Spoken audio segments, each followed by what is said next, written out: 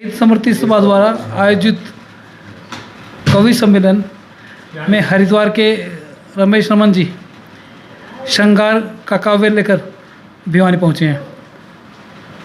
वर्तमान में काव्य मंचों की स्थिति और कोरोना के बाद जो हालात बने, इसी विषय पर उनसे बातचीत करते हैं। रमन जी, कोरोना के बाद कविता के मंच कुछ कम हुए हैं जी, तो इसका मूल कारण क्या है? कवि व्यस्त हो गए, महंगे हो गए, या श्रोता कम हो गए? सभी तरफ इसका असर पड़ा है और मानसिक रूप से भी कवि, आम नागरिक जी, साइकोलॉजी के हिसाब से भी जो डिस्टेंसिंग है और जो हमारी मास्क लगाने की जो प्रतिबद्धता है, जी जी, इसकी वजह से भी अभी थोड़ी सावधानी तो आवश्यक है। जी जी, जैसे हमारे प्रधानमंत्री भी कहते हैं कि दवाई भी और कड़ाई भी। जी जी, तो अनुशासन में तरफ काफ़ी ध्यान है, अनुशासन की तरफ नागरिकों का। जी जी, अच्छा, चिंता भी है जी और एक सुरक्षा का गार्ड कवच भी, मतलब ध्यान रखने वाला है। जी, जी तो न कवि कम हुए हैं, न श्रोता कम हुए हैं, न कविता कभी कहीं गई है, न श्रोता कहीं गए हैं।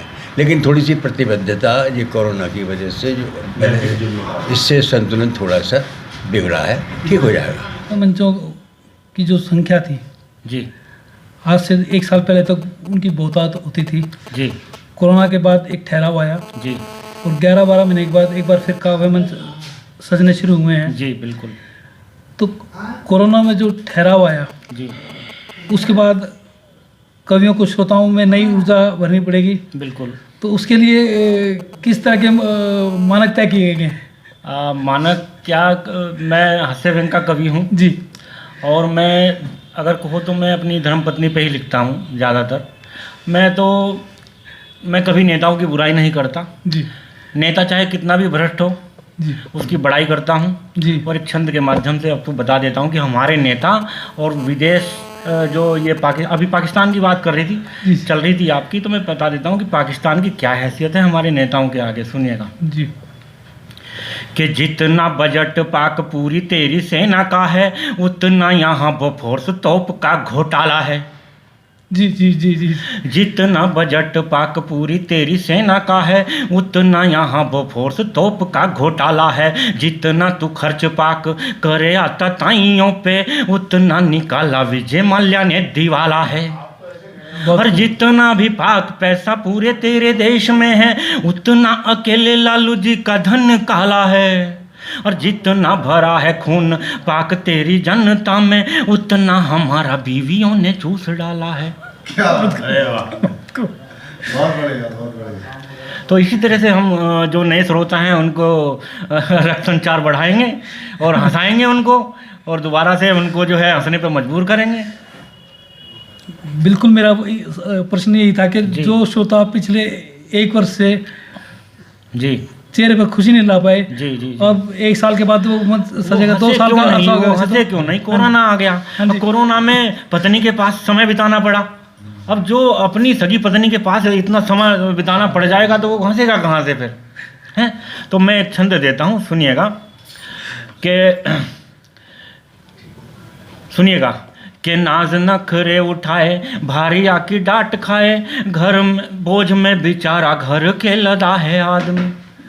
नाज नखरे उठाए, पत्नी की डांट खाए, बोझ में बेचारा घर के लदा है आदमी। और सोने को सुनार और लोहे को लुहार जैसे तपाता है, तप कर के सधा है आदमी। और पूरा दिन काज करे, जग की लिहाज करे, संस्कारी 7 फेरों में बंधा है आदमी।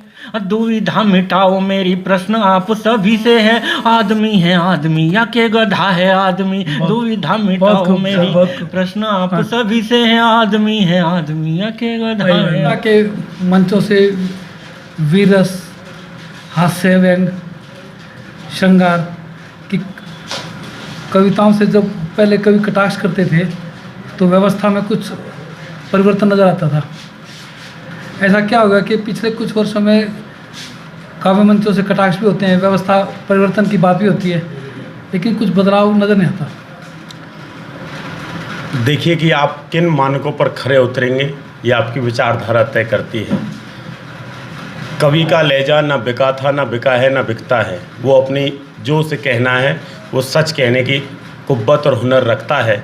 अब उसका प्रभाव सत्ताधारी पार्टी या विपक्ष पर कितना होता है, ये समय की तुला पर तोला जाता है। डॉक्टर शिवम अम्बर जी ने कभी लिखा था कि वक्त की आंधी से जो खबरदार नहीं, कुंवर बेचन जी ने लिखा था कि वक्त की आंधी से जो खबरदार नहीं है वो कुछ और ही होंगे, कलमकार नहीं है। हर जो भी बारीकी तौर पर जो खामियां नज़र समाज में आती हैं, कभी उस हर खामी पर कुठारघात करता है और समाज के अंदर एक संचेतना का कार्य करता है और चाहता है कि वो बदलाव पूरे प्रारूप में स्पष्ट रूप से दिखाई दे। मोदी एक वक्त था जब पाकिस्तान के खिलाफ कभी आग उगलते थे तो उसका असर सेना के जवानों पर जरूर होता था, कम इसकी सरकार पे हुआ हो, नेताओं पे हुआ हो, ना हुआ हो, लेकिन देश के जवान जो थे उनमें उत्साह बढ़ जाता था। आज कभी सीमा रेखा पर जाते हैं और सैनिकों का उत्साह, लेकिन उनके हाथ बंधे हुए हैं कहीं ना कहीं, इसलिए आपको लगता है कि उनका उत्साह भी कम हो रहा है? नहीं, हमारी सेना का उत्साह कभी कम नहीं रहा, क्योंकि सरकार की कुछ राजनीतिक मजबूरियां या अंतर्राष्ट्रीय संबंध उनकी मजबूरियां रही होंगी, लेकिन सेना का मनोबल कभी कम नहीं हुआ। सेना को जब जब आदेश हुआ उन्होंने उस तिरंगे का परचम हमेशा पूरी दुनिया में फहराया है और कवियों ने जब जब समय में ज़रूरत हुई तो उन्होंने अपनी कविताओं से उनके अंदर वो तेजाबी स्वर पैदा किया, उनके अंदर वो फौलाद पैदा किया, जिससे उन्होंने अपना पराक्रम और शूरता वीरता तमाम पूरी दुनिया में दिखाया है। ये जो नेता हैं ये दिखाते हैं या ये गलत सोच है कि सेना कभी हमारी सेना मायूस हो ही नहीं सकती, चाहे राजनीति कितने भी अपने रंग बदले।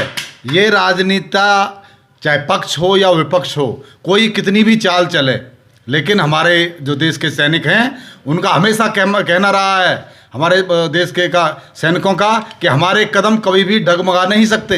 हम हमेशा अपनी मातृभूमि की रक्षा के लिए अपना तन मन और धन तीनों कुर्बान करने के लिए तैयार रहते हैं। वो उन्होंने हमारे सैनिकों ने सरहद पर खड़े हैं, उन्होंने कहा है, अभी मुझे संदेश भी दिया है कि सैनिक हैं हम, सरहद भाग रहे हैं, दुश्मन के सीने पर गोले दाग रहे हैं और भारत माता के आंचल में सोने वालों पांव पसारे सो जाओ, हम जाग रहे हैं। वाह वाह। सैनिक कभी मायूस नहीं होता। आपकी बात कमांडो साहब बिल्कुल ठीक है। मैंने जो सवाल किया आप उस पंक्ति को पकड़ नहीं पाए। मैं कह रहा हूँ कि आखिर क्या मजबूरी है कि सैनिक मायूस हो जाता है, जब ये सीधा एक सवाल है।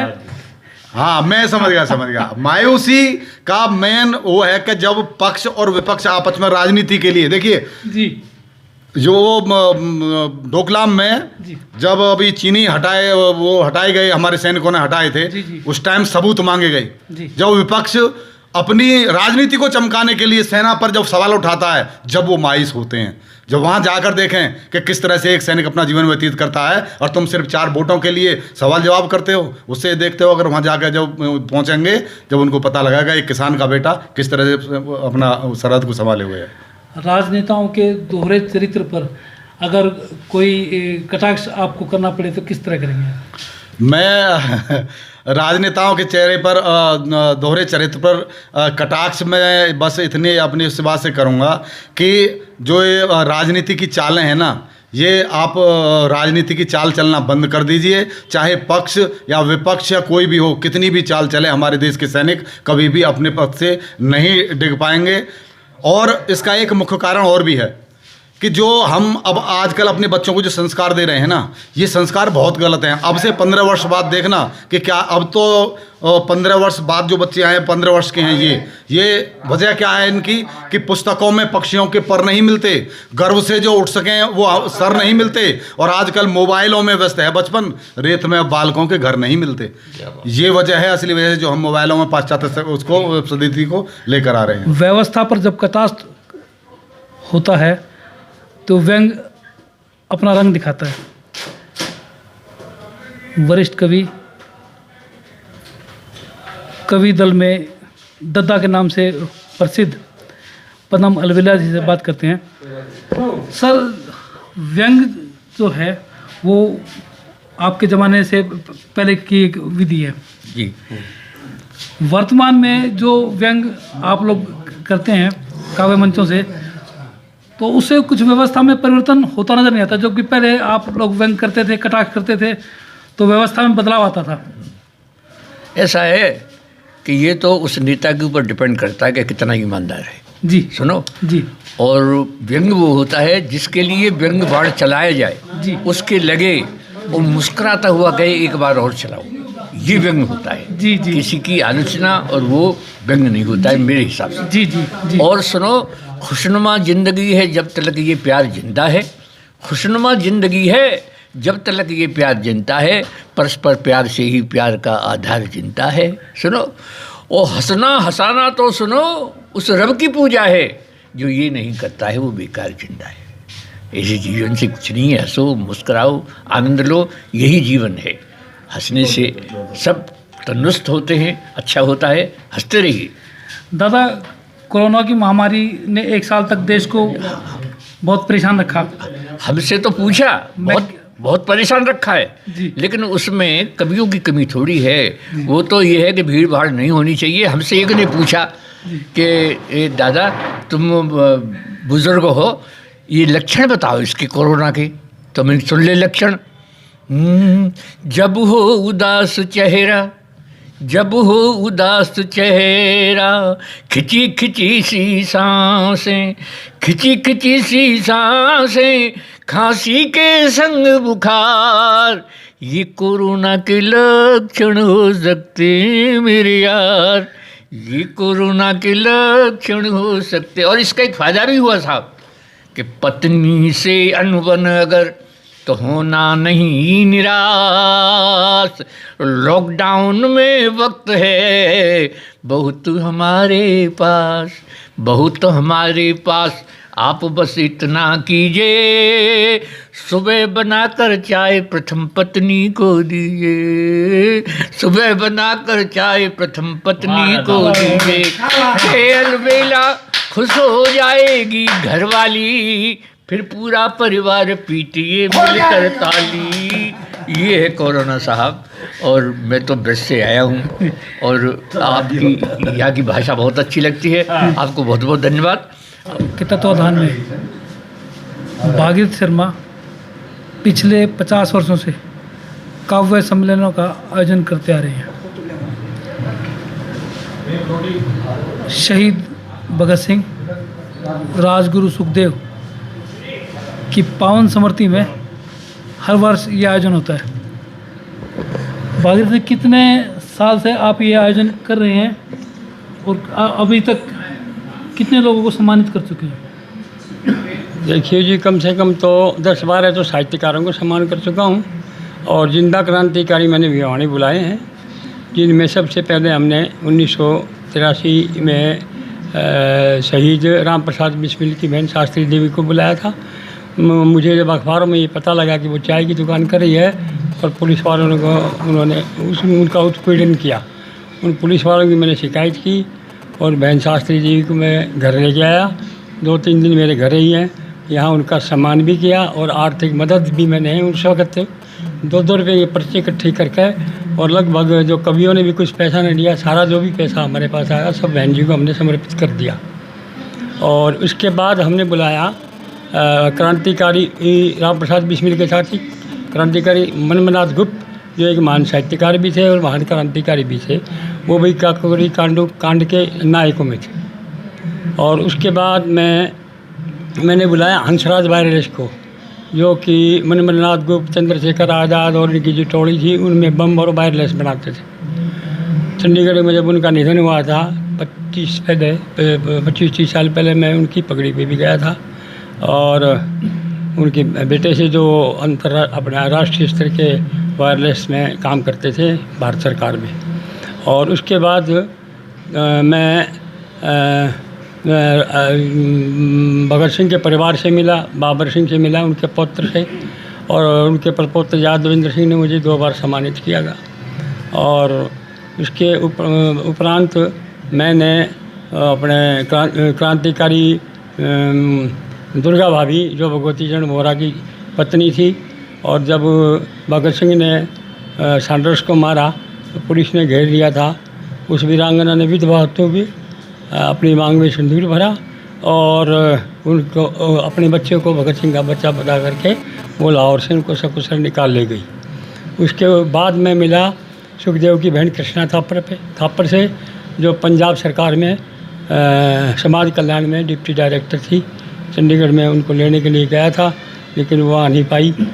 और उसके बाद मैं पंडित श्री राम शर्मा जी से मिला, जो हमारे रोहतक के मशहूर स्वतंत्रता सेनानी थे। पंडित नेकी राम के परिवार से उनके पुत्र पंडित मनमोहन वैद्य जी से संस्कृत महाविद्यालय में 20 साल काम किया।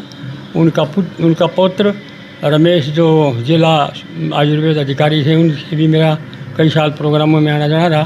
फिलहाल में अब जो है उनके प्रपौत्र पराग शर्मा हमारे साथ लगे हुए हैं और इस पावन यज्ञ में अपना सहयोग दे रहे हैं।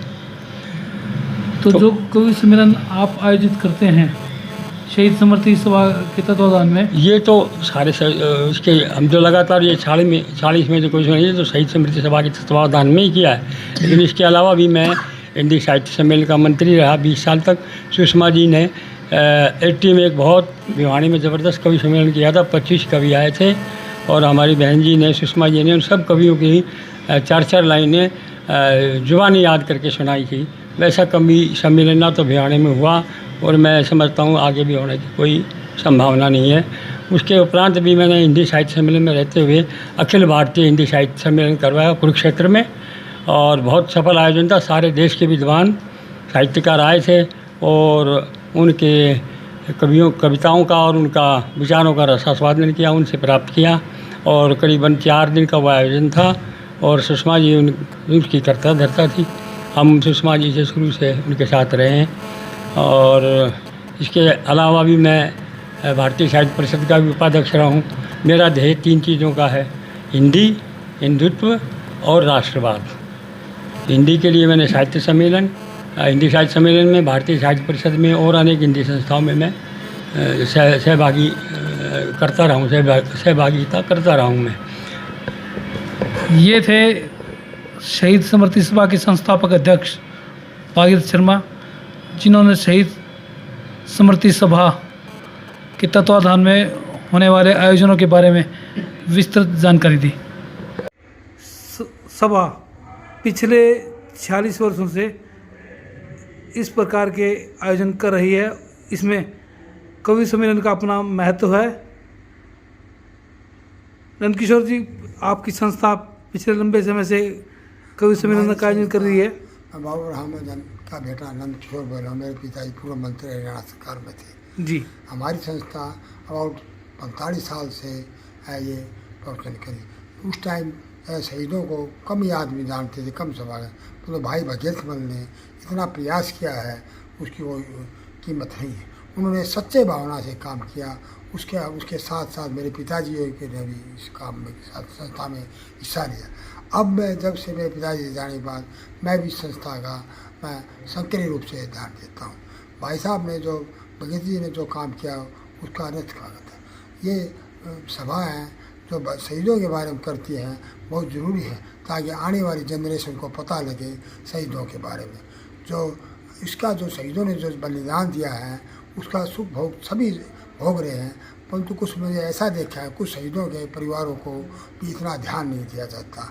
मेरा मानना है कि अगर सरकार उनको भी ध्यान दे तो बहुत अच्छा रहेगा। नंदकिशोर जी, ये संस्था कवि सम्मेलन आयोजित करती है और कार्यक्रम करती है, तो संस्था का लक्ष्य क्या है? संस्था का लक्ष्य ये है कि जिन्होंने शहीद हुए हैं, जिसका लाखों आदमी, हजारों आदमी तादाद में अपने प्राण रक्षक हो, उन्होंने हमें आज़ादी दिलाई। आज़ादी किस कीमत में मिली है वो उनके हम इसका प्रचार करते हैं तो लोगों को पता लगता है कि आज़ादी वैसे नहीं मिली। इस आज़ादी के लिए कितनी कुर्बानी करी है, उन्होंने अपने बलिदान दे दिए। उन्हें उनकी बहनें, माँ बाप और बीवियाँ होती रही, पर उन्होंने उस बात की परवाह नहीं की। उन्होंने देश के लिए न्यौछावर कर दिया अपना आप का। ना उनकी कोई जात थी, ना उनकी बात थी, ना उनकी कोई भाई थी। उनकी माता भारत माता थी, उसने उन्होंने आज़ाद कराना था। उसके लिए उन्होंने सारा संघर्ष किया और संघर्ष में अपना बलिदान दे दिया, ताकि लोगों को ये पता लगे कि ये आज़ादी कैसी मिली है और आज़ादी को उन्होंने सुरक्षित रखना चाहिए, जो कमियां हैं उसको पूरा करना चाहिए। धन्यवाद जी।